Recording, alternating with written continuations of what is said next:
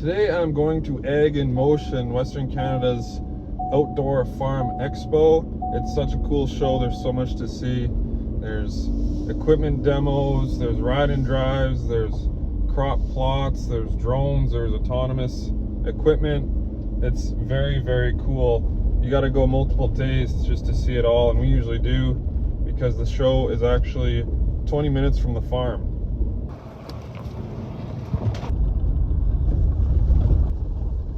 So many seeding demonstrations. There's all these drills lined up. The Seed Hawk just went. Down there's the Quantum, the Morris drill, the Seed Master here. There's a disc drill. Here's the Borgo Trimax drill. Then we have a Flexi Coil. Behind that is the Smart Seeder. This is the newest series Borgo tank. This is the 9 series 1300 bushel tank, so it's one size bigger than ours. This has the individual tank scale, so individual tanks. So with the Trimax system now, you have 2 shanks, so 2 knives, plus the mid-row banders in the front. So I guess the idea here is to separate the seed, the starter fertilizer, and the nitrogen. So they have treated wheat here just so people can see, and then the starter fertilizer and then nitrogen at the front. It's supposed to be a little bit safer for the seed. You don't get that seed burn from the starter fertilizer if the starter fertilizer is in with your seed. So there's just a tiny little bit of separation here, and then the mid-row, and then the packer wheel still covers both the seed run and the starter fertilizer run. The one disadvantage they claim, if it is one, is just with that extra shank in the ground. If conditions are dry, it could dry out even more, but they say it's a more even germination with that separated starter fertilizer on that second shank. This is the Max Smart Seeder, so it's actually a planter that you see for corn and soybeans, but I guess you can use it for crops we grow here in Saskatchewan. I really don't know anything about this guy, so maybe we'll find some info here. About 60 feet wide. Now it's that's about 750 bushels of capacity up there on the back end.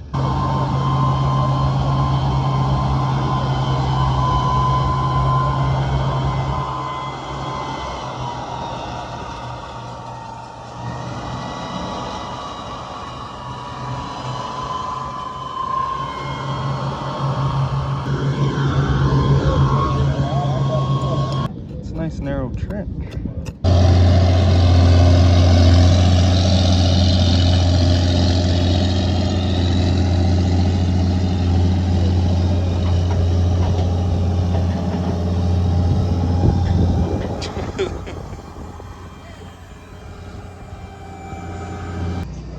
Everyone's going to check the depth. Pillar drill. Oh yeah, looks good too.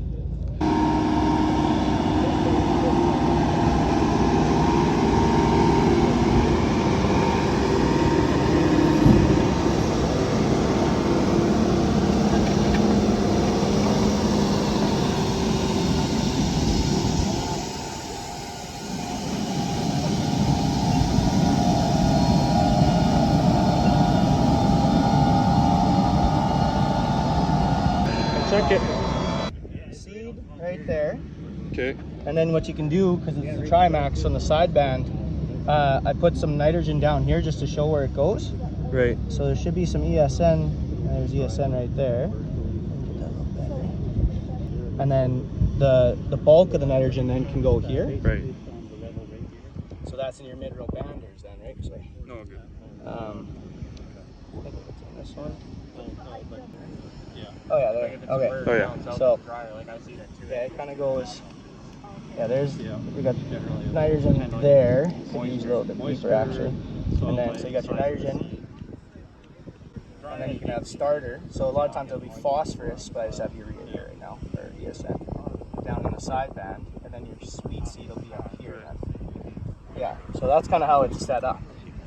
Now if it's a little deeper, it's a little bit harder ground here. But So that little bit of distance between the starter and the wheat is what you guys want for that, for not to burn it, right, off the start? exactly. If you don't put anything in with the seed, it doesn't have to compete with anything for moisture. Yeah. Like I just like seed on its own. And then you have your starter FOS or whatever. If you want some urea right there, a little bit, but it's not so much that it's hurts it, right? So then you can put the rest of your bulk out here.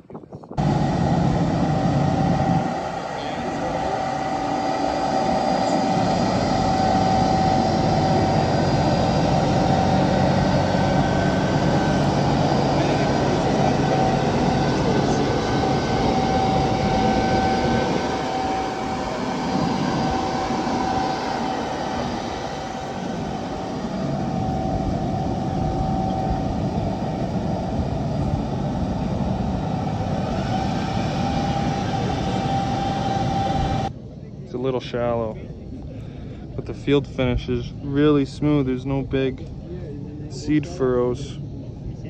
Here they're asking how many footballs fit in a versatile cab, but they're actually NFL footballs, not CFL footballs, even though versatile is made in Canada. So it's gonna throw off my guess. I'm gonna guess high. I'm saying there's at least 300 in there. I think it's deceiving. NFL balls, they're smaller. There's more in there.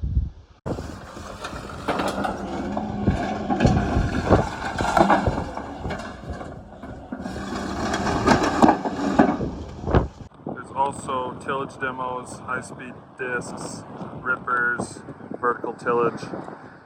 Let's see what these guys can do.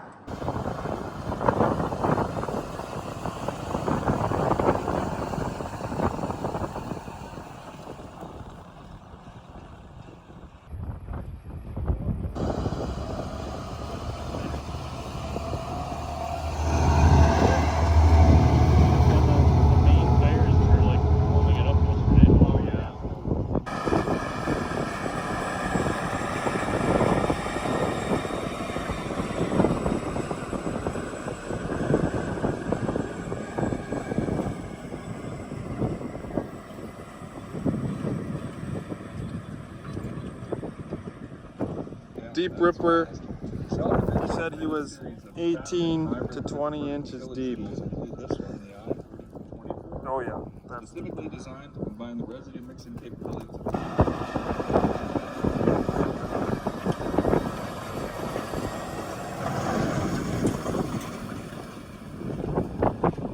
These rolling baskets on the end of this Salford really leaves a nice field finish. It kind of mulches it and smooths it back out after it's done.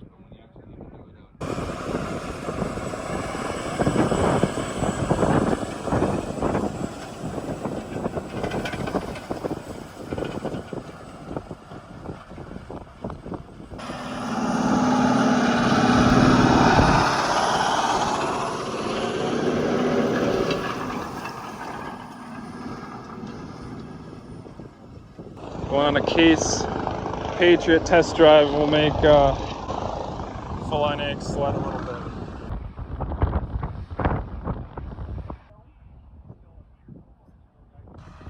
This John Deere sprayer is equipped with Weed It, so it only sprays when it detects weeds, and we're going for a ride. We're on, the water's on.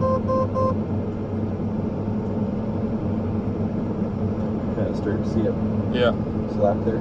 Then we go over, see it's not gonna spray very much on that black stuff there. It's found one weed. See that little green patch there? See Yeah. that spray there? Yeah.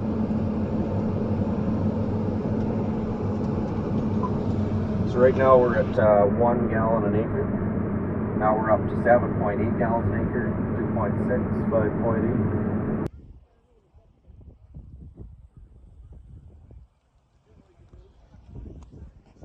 Like you could do, like how much can you do on a tank? On a tank, obviously depends on how many weeds are there. Yeah. 500-600 acres. Yeah. Out of a tank. You get a little bit more weeds, you're down to you might be down to 240, 300. There's a few more weeds. So yeah, that's pretty much it in a nutshell. And I can, like I say, touch of a button, I can go from just to full broadcast. Okay. Turn compensation, everything that case sprayer can do, I can do. I can do dual mode. So I could do 5 gallons an acre on this whole field, and then hit 10 gallons on every weed. So if there's a little tiny weed or something that I didn't want to miss, just turn your background right on, and that'd be good. Get everything. So it's kind of open to your imagination what you can accomplish with it. How fast are you going then? 95% of my spraying, it would be between 11 and 13 mile an hour. Oh, so you are going. So it is fast enough. Oh yeah, 14 is the max speed. Oh yeah. So you can cover. Yeah, well, I mean, I don't lose productivity. I'll spray. Yeah, you can spray at 16, 18 mile an hour. But the idea was to slow a little bit down, be in the cab longer. Yeah. So you're actually doing as many acres. I can do as many acres with this thing at 12 mile an hour as most people can do at about 15. These booms are Millennium booms. Yeah. And they're colorblind. That's the same boom as on that case sprayer right now. So yeah, you can just take these booms, paint them red, throw it on the case sprayer. There's lots of case sprayers with weed on them. You can put them on rogators, whatever. That's what we run, the rogator. Yeah, put them on anything you want. So we burn off 7,500. We use 3 totes around them. So we save, between that and the other additives, we save probably 75 to 100,000 this spring alone. So he was just explaining that each infrared light is in charge of 5 nozzles. It was really cool. So this is the Raven autonomous system. He's got the fertilizer spreader on there right now. And then these guys in the side-by-side, I think they can map the field so that, oh there he goes again, so that the, I don't know what to call that thing, the buggy knows where to go. So these guys have a Raven receiver on their roof, and then it'll map its boundary of where it can and can't go. Then the silver thing lifts off of the black frame, and then you can put other attachments on there.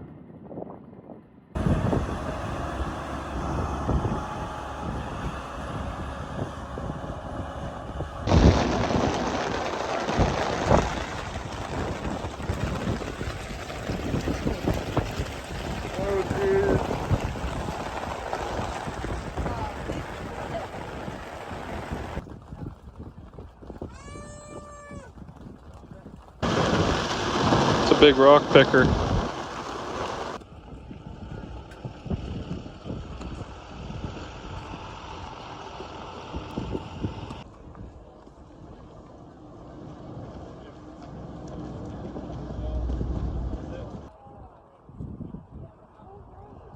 This is the cab of the John Deere X9 1100.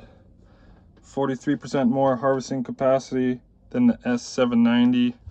23% wider feeder house and a larger cleaning area. Tank's folded up, but 460 bushel hopper. Controls here. Fridge. Nice seat, nice leather. Fridge. I think heated and cooled seat. Massaging too, actually, I think. Just a beefed up green machine. One of the improvements that I like on this X9 is how this feeder house chain is routed different. On the S series, there's that 2 small idlers down at the bottom of the chain, and it kind of makes that quick loop. Now on this X series, that idler is at the top, a lot more adjustment, and it's routed a lot better. I tried to film as much as I could at Ag in Motion, get the real world experience. There's so much to see, so much to do. The site is over 600 acres, so it's a lot of walking and there's a lot of stuff there. So thanks for watching.